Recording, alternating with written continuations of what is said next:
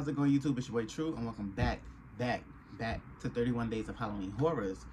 Day 24, and the category for today is period piece. So basically with this category, I had to watch a horror film that took place during like historical times. Historical times is crazy. Historical times. And the film that I chose, I've seen once before, but I didn't understand it when I watched it then. This was years ago maybe. I was real young, so I had no business seeing this anyway. But it was Crimson Peak. Crimson Peak came out in 2015. It is a gothic horror, gothic romance horror film. It was produced and directed by Guillermo del Toro, and it was distributed by Universal Pictures.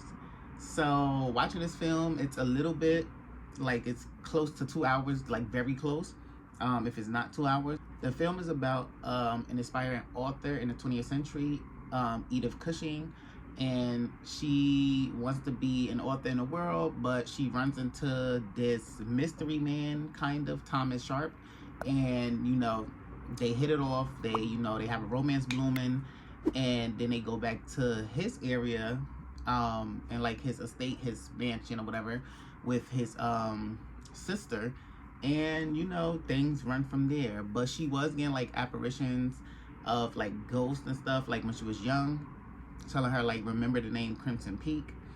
I didn't understand that part, but I'm guessing it meant like the place she was in, because everything was pretty much giving like crimson color.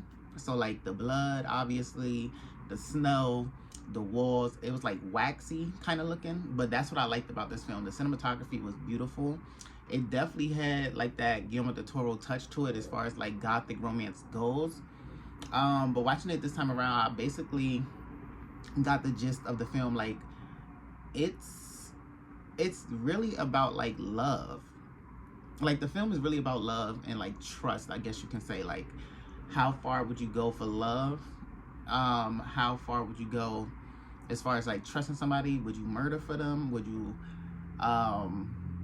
like dig up old secrets and stuff like that? And that's pretty much what it boiled down to. I enjoyed it. It was a nice film.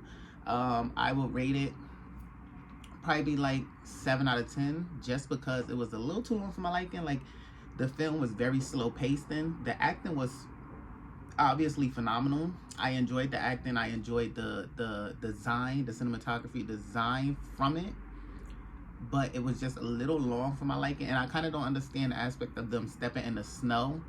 Literally everybody who stepped in the snow in that area, the snow turned like blood red, like crimson. So I wonder what is the approach for that. Like what does that symbolize? Because I didn't understand that part. If any of you understand it, let me know down in the comment section.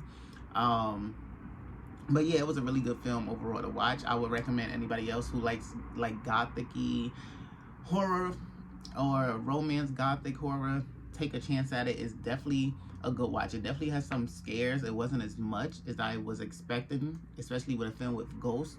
I wasn't expecting it, but it definitely had its few fair share of like jump scares. That's pretty much it that I have for Crimson Peak. If any of you guys watched it, like I said, let me know down in the comment section. What does like the snow turn into like blood means for everybody, whether they're ghosts or alive. Or if you even enjoyed the film, if you watched it. This film, like I said, came out in 2015, so I'm pretty sure a good group of you watched it. With that being said, I will see all of you for the next day of 31 Days of Halloween Horrors. Bye.